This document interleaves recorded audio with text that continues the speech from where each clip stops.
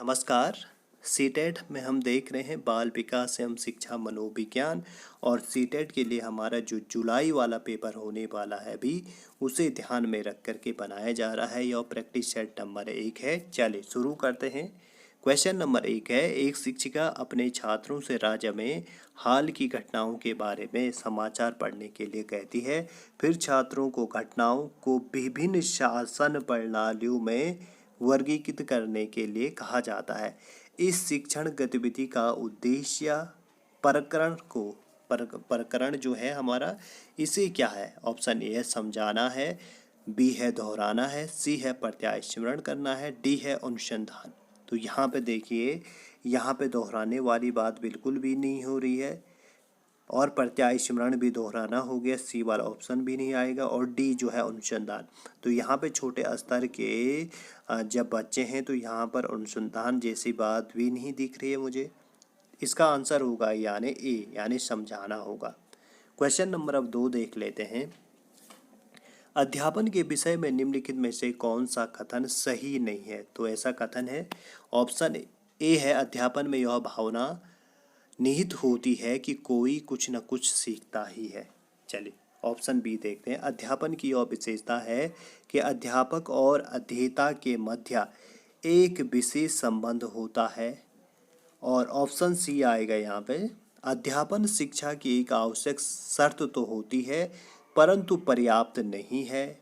और option D है, अध्यापन के परिणाम स्वरूप बच्चे अनिवार्यतः सीखते ही हैं। देखिए इसमें डी में यहाँ पर एक शब्द का यूज कर दिया गया अनिवार्यतः है वाला, तो इसलिए ये विकल्प जो होगा यही जो है इसमें सही नहीं है। यानी अध्यापन के परिणाम स्वरूप बच्चे सीखते तो हैं लेकिन यह भी अनिवार्य तो नहीं है कि बच्चे सीखे ही सीखे, कभी कंडीशन विपरीत हो सकती है। चलिए क्वेश्चन नंबर अगला होगा हमारा 3। जायज तथा मार्क्सवेल ने विभिन्न उपलब्ध अध्यापन प्रतिरूपों, जो उपलब्ध अध्यापन प्रतिरूप यानी जिन्हें मॉडल कहते हैं, इन मॉडल को 4 सुस्पष्ट वर्ग यानी समूह में बांटा और निम्नलिखित में कौन सा वर्ग उन वर्गों में से एक नहीं है? ऑप्शन ए है वैयक्तिक वर्ग, बी है उदार अधिगम वर्ग, सी है व्यवहार रूपांतरण वर्ग, डी है सूचना प्रक्रमण वर्ग। तो इसमें देखिए वैयक्तिक वर्ग, उदार वर्ग, तो यहाँ तक आंसर जो लग रहा आंसर जो है उदार अधिगम वर्ग, यानी ये गलत होगा। बाकी उन्होंने व्यवहार रूपांतरण वर्ग, सूचना प्रक्रमण वर्ग और वैयक्तिक वर्ग की बात की है। क्वेश्चन नंबर 4 है, यदि कूट निम्न प्रकार दिए गए हैं। पहला लिखा है ज्ञान, दूसरा है समझ, तीसरा है अनुप्रयोग, चौथा है विश्लेषण, पांचवा है संश्लेषण, छठवां है मूल्यांकन। ज्ञानात्मक पक्ष के लिए ब्लूम के वर्गीकरण में सही क्रम को पहचानिए। तो ज्ञानात्मक पक्ष के अंतर्गत जो है ब्लूम ने क्या किया है, इन्हें स्तरित किया है और इसमें हमने स्तरित करना है कि इसमें क्रम कौन सा सही है। तो यहाँ पर देखिए ऑप्शन ए लिखा है 1 3 6 5 2 4। ऑप्शन बी में है 2 3 6 5 1 और यहाँ पे जो है, हाँ यहाँ पे जो है 6 छूट गया है। चलिए ऑप्शन सी देख लेते हैं। यहाँ पर लिखा गया है, ये फिर मिस्टेक हो रखी है इस पर।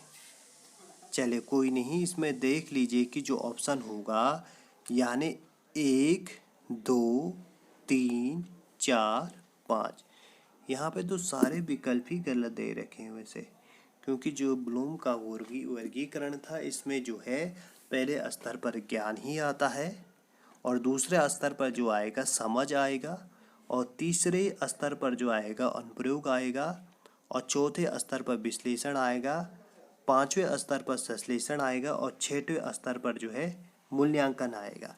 यानी कि इसका जो विकल्प होना चाहिए था 1 2 3 4 5 6, तो इसलिए इनमें जो सारे विकल्प क्या हैं गलत दिए हुए हैं, मिस्टेक हो गई होगी थोड़ा। चलिए अगला क्वेश्चन देखते हैं। निम्नलिखित में से कौन सा हार्वर्ड के औपचारिक शिक्षण के पदों का भाग नहीं है?